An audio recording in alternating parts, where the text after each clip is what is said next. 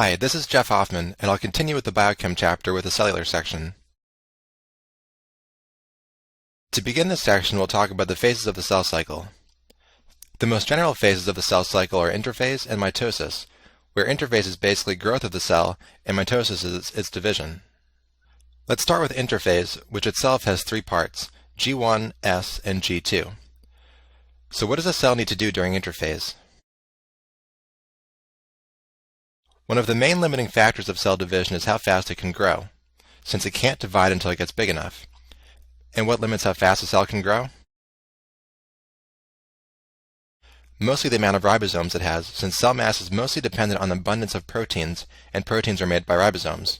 This growth happens during G1, which is the longest phase of the cell cycle.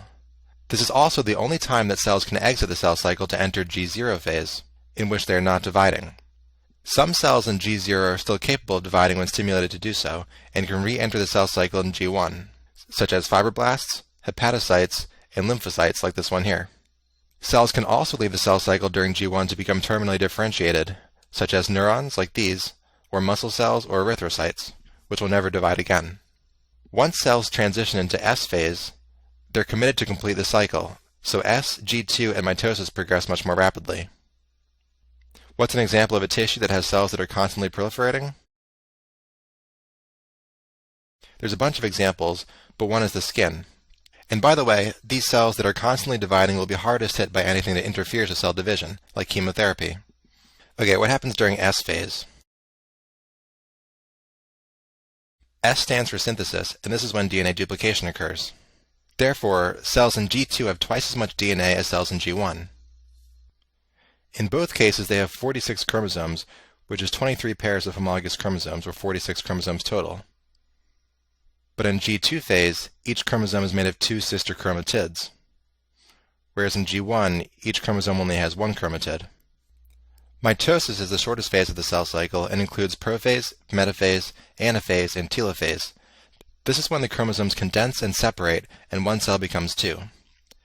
After mitosis and cytokinesis, the single parent cell is now two daughter cells.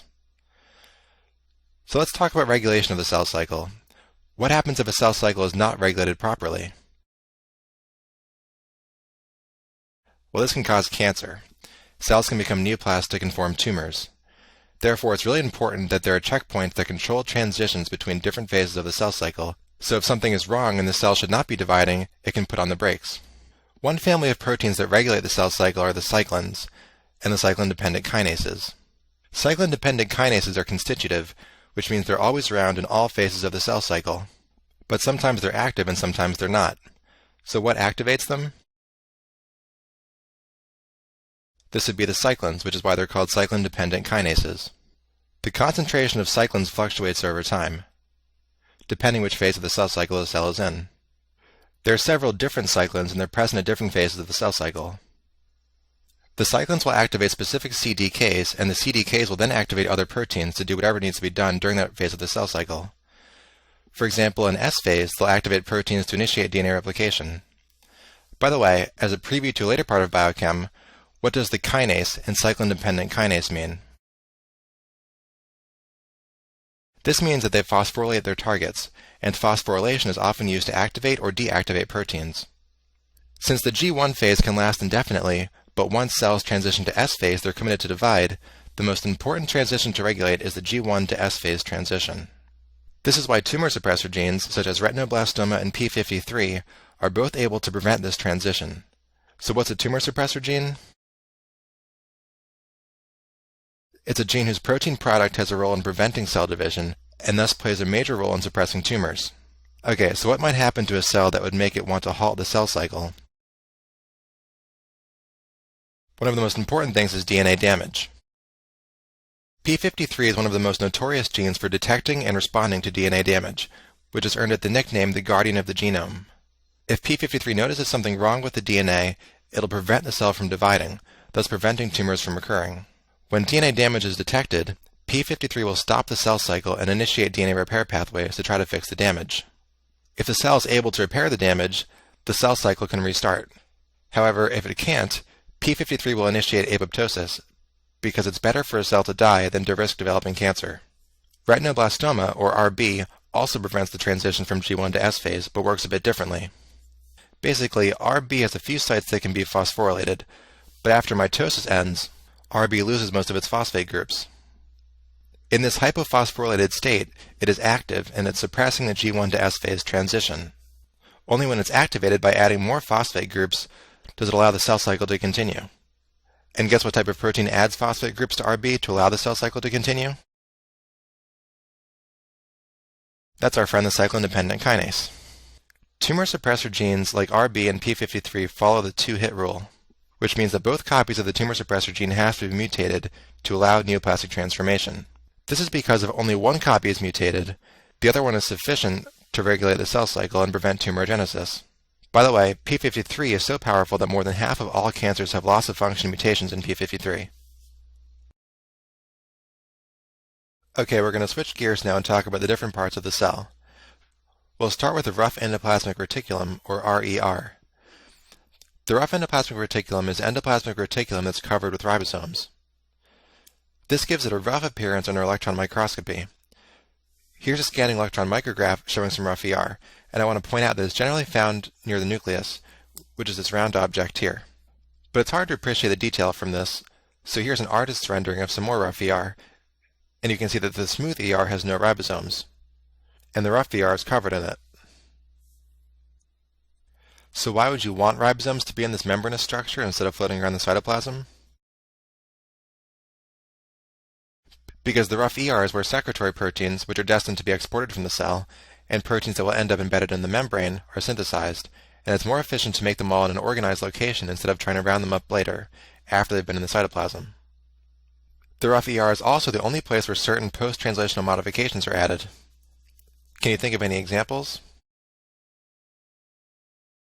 The main one is N-linked glycosylation, in which a group of sugars, which is called an oligosaccharide, is added to the nitrogen atom of an asparagine amino acid on a protein. So here's our asparagine, and here's the amine and carboxyl groups that all amino acids have. And here's the part that makes asparagine unique, which includes the nitrogen that gets sugars added to it. Why is it called N-linked glycosylation? Because we're adding the sugars to a nitrogen. But you can also use this to help you remember that you're attaching it to asparagine, since this amino acid is represented by the letter N. Okay, so what types of cells do you think might have lots of rough ER? This would be any cell that secretes lots of proteins, so some examples are mucus-producing goblet cells and antibody-secreting plasma cells, like the ones you see here, with their eccentric nuclei to make room for rough ER. And don't forget about neurons. We don't often think about neurons as secretory cells, at least I don't, but in fact they make tons of vesicles filled with peptide neurotransmitters, which they're secreting all the time to send a signal to the next neuron. And by the way, in a neuron, the rough ER is called a Nissl body. Okay, what about the smooth endoplasmic reticulum? How is this different from the rough ER? Well, the smooth ER does not have ribosomes attached to it and has no role in protein synthesis, but it has two main functions, which are steroid synthesis and detoxification of drugs and poisons. What cells produce lots of steroids and therefore have lots of smooth ER? This could be hepatocytes, gonads, and the adrenal cortex. And what about detoxification of poisons? That would also be hepatocytes. There's one more thing you should know about the smooth ER. This is where the protein glucose-6-phosphatase is located. What does glucose-6-phosphatase do? It catalyzes the last step in gluconeogenesis by removing the phosphate from glucose-6-phosphate, which allows it to be exported from the cell. Do you remember the name of the disease that's caused by glucose-6-phosphatase deficiency? This is von Gierke's disease. Alright, time for our first flash quiz of the cellular section. The tumor suppressor genes P53 and RB prevent the transition from the blank phase of the cell cycle to the blank phase. So these guys block the G1 to S phase transition, because remember, once you get past that step, the cell is pretty much committed to go through the rest of the cell cycle.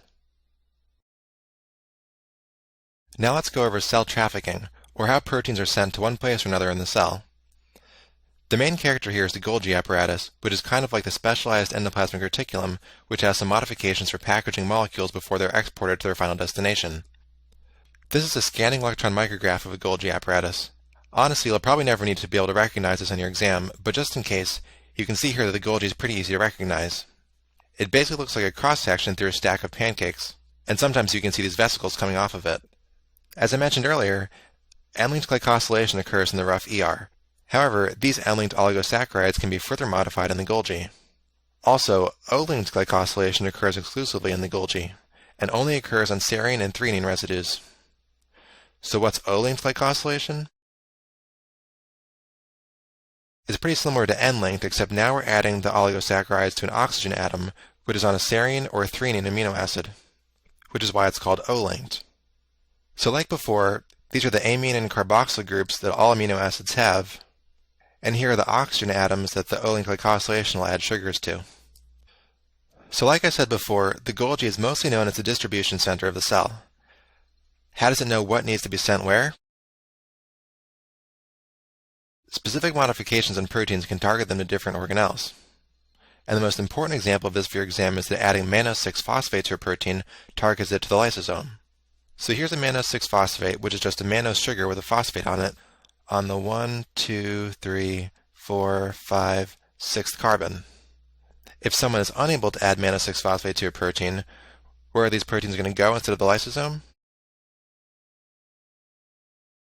They'll be secreted out of the cell, and this results in a disease called eye cell disease. How can you diagnose this? If you see high levels of lysosomal enzymes in the serum, that's a big clue. Patients with eye cell disease will have coarse facial features, clouded corneas, and restricted joint movement, and this is often fatal in childhood.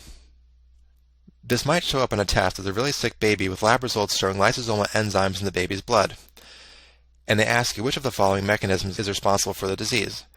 And of course, you'll pick the one about not being able to add sugar to a protein.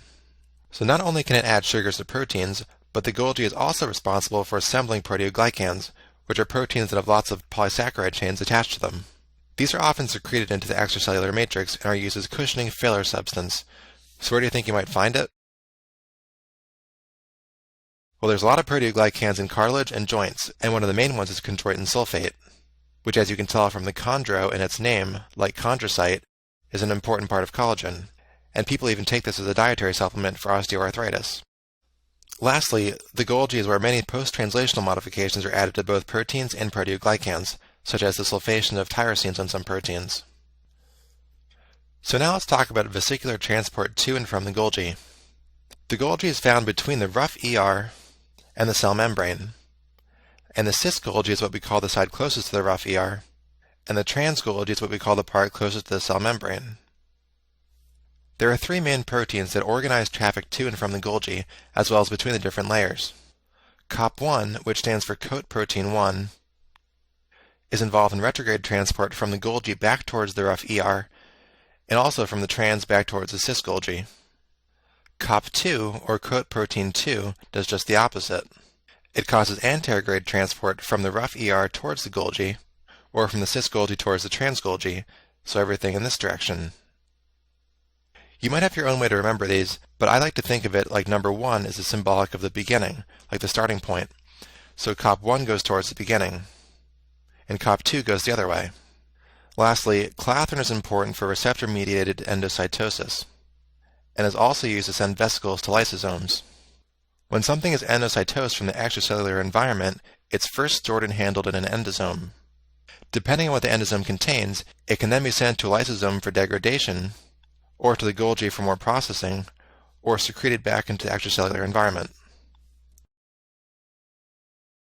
Peroxisomes are the organelles where catabolism of very long-chain fatty acids, like this one, begins through the process of beta oxidation. This converts them into medium-chain fatty acids by removing pairs of carbons as acetyl coenzyme A, and the medium-chain fatty acids are then transported into mitochondria and completely degraded, which will be discussed more later in the chapter.